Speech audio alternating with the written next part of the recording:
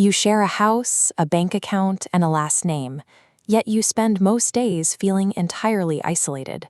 It is a specific kind of pain to be legally and physically bound to someone while operating completely on your own. You manage the logistics. You absorb the emotional tension.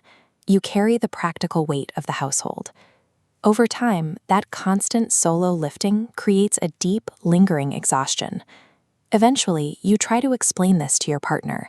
You map out exactly how tired you are, only to hit a wall. They tell you your expectations are unreasonable, leaving you feeling entirely defeated. When words fail, we usually double down.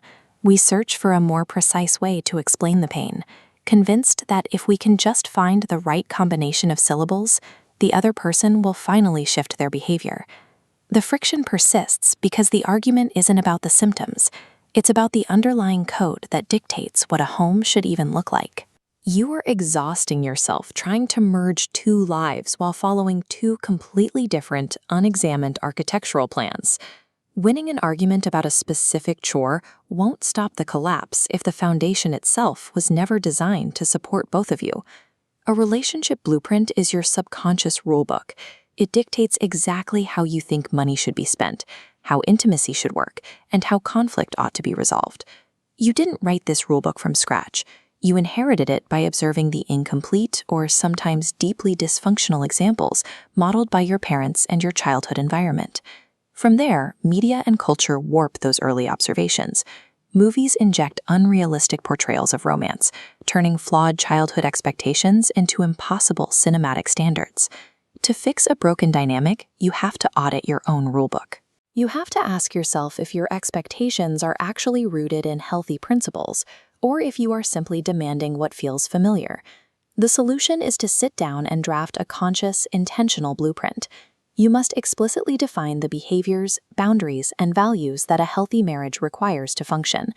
Until you define your own structural requirements, you have no accurate way to evaluate whether your current relationship is actually safe to build on.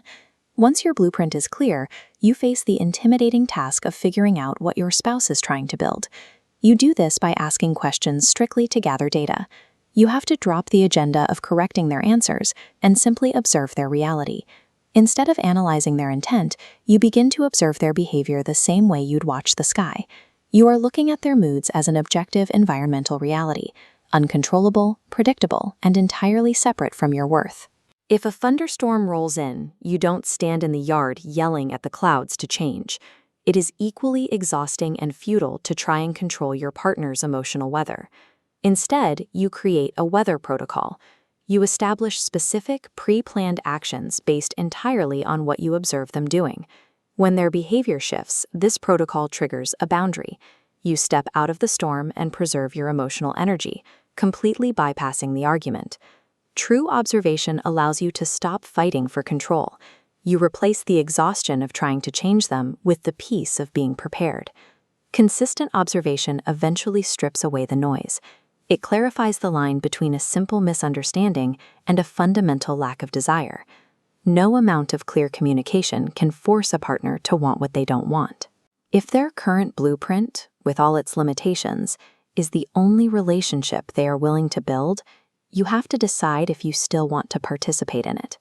Facing that reality shifts your focus. You move out of marital despair and start building your own individual stability. You are not responsible for fixing, changing, or saving your spouse.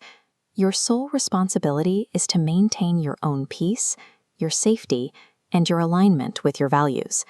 Do not wait indefinitely inside a dysfunctional system hoping for a spontaneous miracle. Write out your blueprint, check the weather, and act on the data you gather. Living in chronic isolation is exhausting, but exercising your agency, based on objective reality, gives you the power to step out of the storm and live with purpose.